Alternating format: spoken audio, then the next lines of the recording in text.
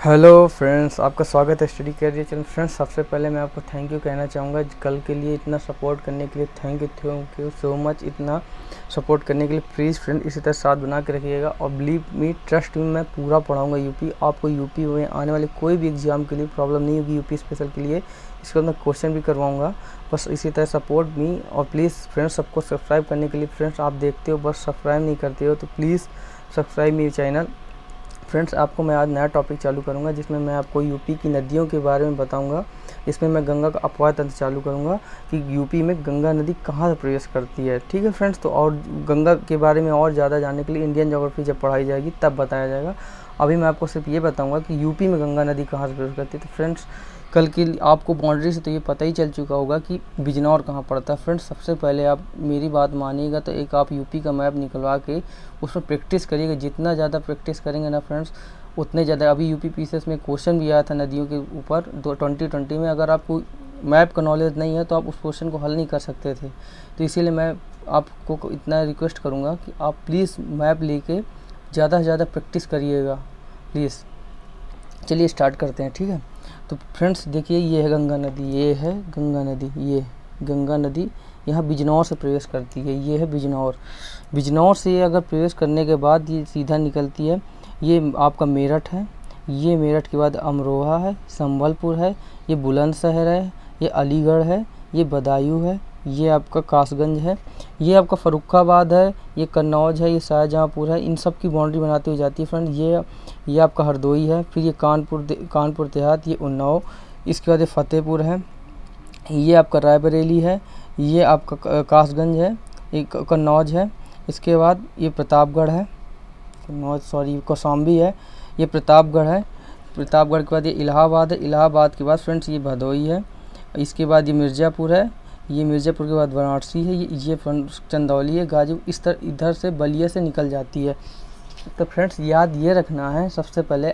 और रही आप ये ज़िलों की बात, तो ज़िलों की टेंशन नहीं लीजिएगा। जब मैं नदियों के बाद आपको बोलियाँ पढ़ाऊँगा, यूपी की बोलियाँ कि कन्नौजी कहाँ बोली जाती है, अवधी कहाँ बोली जाती है, तो फ्रेंड्स वो आपको ऑटोमेटिक याद हो जाएगा कि कौन सा ज़िला कहाँ पड़ता है। और फ्रेंड्स प्लीज़ आप मैप से ही पढ़िएगा, तभी यूपी क्वेश्चन हल होंगे। अब फ्रेंड्स सबसे बड़ी बात याद ये रखिएगा, वो ये पूछता है कि यूपी में दाएं से कौन सा ज़िला पड़ता है, गंगा नदी के बाएं। तो फ्रेंड्स ये मान लीजिए मेरा दायां है अभी, अगर मैं इधर से आके देखूं तो ये बायां हो जाएगा, ये दायां हो जाएगा। तो ये अभी फ्रेंड्स क्वेश्चन भी आया था अभी 2-3 साल पहले कि वाराणसी गंगा किस तरफ बसे है, उसमें ऑप्शन में था दायां। तो आपको ये देखिए वाराणसी है, ये वाराणसी है। तो फ्रेंड्स ये याद रखिए इसके बाएं स्थित है। तो आपको यही फ्रेंड्स आपको मैप लेके प्रैक्टिस ज़्यादा से ज़्यादा करना है, तभी आपको याद होगा। फ्रेंड्स चलिए कुछ और बेसिक। तो देखिए फ्रेंड्स, यूपी में गंगा नदी की लंबाई आपसे पूछ ले तो 900 किलोमीटर है। यूपी में गंगा की लंबाई पूछ ले। और ये भी क्वेश्चन आया है कि गंगा सबसे ज़्यादा प्रदूषित कहाँ होती है। तो याद रखिए फ्रेंड, कन्नौज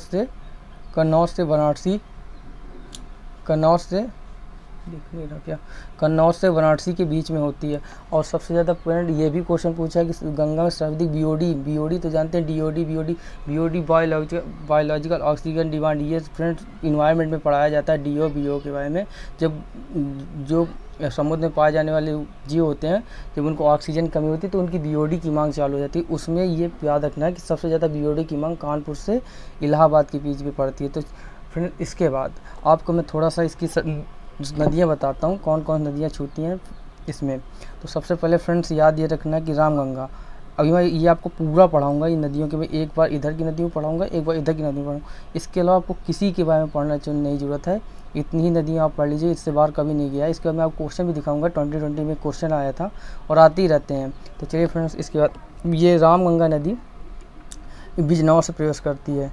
फिर बिजनौर से ये भी प्रवेश करने के बाद ये याद आपको ये रखना कि प्रवेश कहाँ से करती है। तो ये पूछे तो बिजनौर से प्रवेश करती है।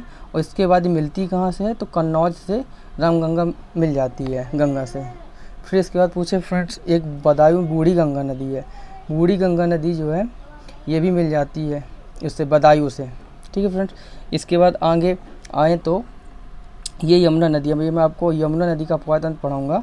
ये इधर से आती है और इलाहाबाद में प्रयाग के पास संगम बनाने का कार्य करती है। अगर और फ्रेंड्स इसके बाद साई नदी है, ये साई नदी प्रतापगढ़ बसा है। जब अभी मैं शहर पढ़ाऊँगा तो आपको बताऊँगा।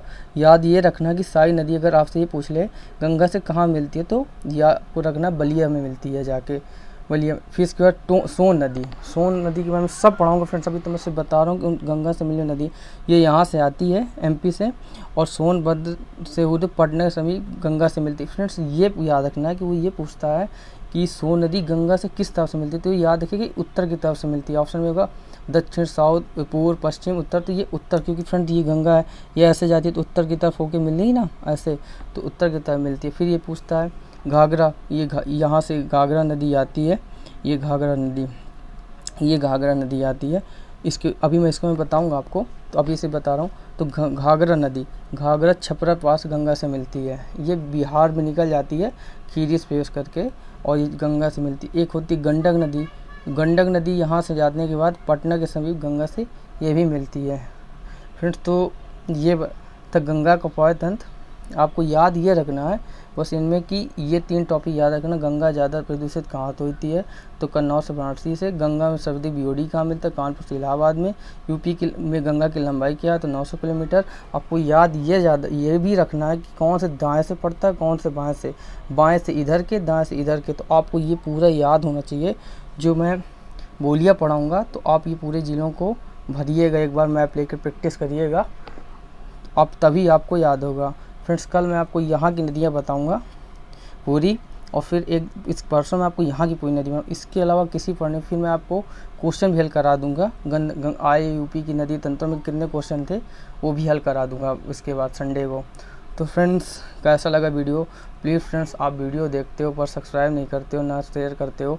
आपने मुझे कल के वीडियो को 154-55 व्यूवर्स थे मेरे, और सब सब्सक्राइब सिर्फ 10-12 लोगों ने किया।